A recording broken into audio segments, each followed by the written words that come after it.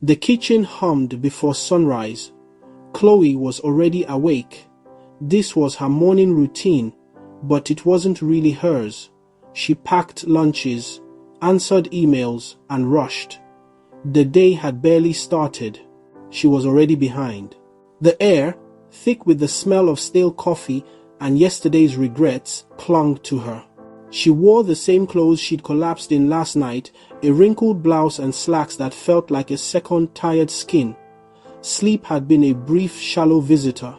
4 hours, maybe. Not enough. Never enough. She moved on autopilot, a ghost in her own home, a silent servant to a life that was spinning faster than she was. She poured another cup of coffee. The dark liquid was her fuel, her friend, her accomplice in this daily deception. Breakfast was a fantasy, a luxury for people with time, people who weren't her. She caught a glimpse of herself in the dark screen of the microwave. A stranger stared back. A woman with dark circles under her eyes, like bruises. She looked away, ignored the silent plea in her own reflection. It was easier that way. To ignore the truth was to survive the moment. The park was alive, bursting with the vibrant energy of a late summer afternoon. Sunlight dappled through the leaves, green and gold. Laughter echoed from the playground, but Chloe felt none of it. She sat in her car, engine off, the air thick and hot. She was still on a conference call. Yes, I'll have that report over by end of day. Lies. All lies. As she spoke, she wrestled out of her work blouse into a sports bra. Changing in the front seat hurried, clumsy, from professional to what? This wasn't about health. It was just another task to check off. She stepped out of the car. The park's energy hit her, but she was insulated by exhaustion.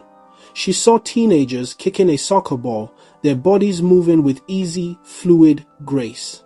They were so full of life, so present. A sharp pang of longing hit her. She remembered that feeling, the simple joy of moving, the freedom.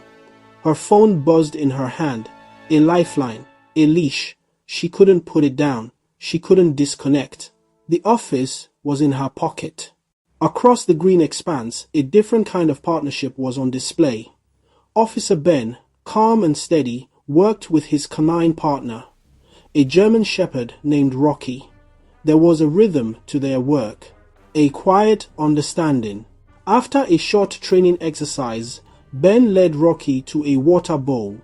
He spoke to the dog in low, gentle tones. He checked his paws. He gave him a moment to rest in the shade. It was a routine built on care, on respect, on understanding that even the strongest, most dedicated partner has needs. That rest is not a luxury. It is a requirement for service. Chloe watched them. The simplicity of it struck her. She was a working professional, a working mother, and she was treating herself worse than a working dog. The thought landed with a quiet, devastating force. The headache that had been a dull throb all morning was now a sharp, stabbing pain behind her eyes. She tried to take a deep breath, but her chest felt tight, constricted, as if a band was tightening around her ribs. She dismissed it. It was just stress, but the interruptions were relentless. Ping a text from her husband. Kids need poster board tonight. Ping an email from her boss, marked urgent. Her shoulders tensed, her jaw clenched. Each buzz was a tiny jolt of adrenaline, a spike of cortisol. It wasn't just a sound. It was the sound of her own unraveling. A woman jogged past, then slowed, turning back. Are you okay? Her name was Anna, another mom from school. Anna recognized the look. She had worn it herself. You don't look so good. Chloe tried to answer, to say, "I'm fine," but the words wouldn't come out. The tightness in her chest exploded into a sharp, searing pain. Her vision tunneled. Her body had finally had enough. It was staging a rebellion, a full-scale shutdown. Her phone, her tyrant, slipped from her grasp. It hit the pavement with a sickening crack. The screen went dark, and then there was silence. I've been there. I thought if I just kept pushing, I was being a good mom, a good employee. I ended up in the hospital. That was my wake-up call. The words hung in the air, simple, honest.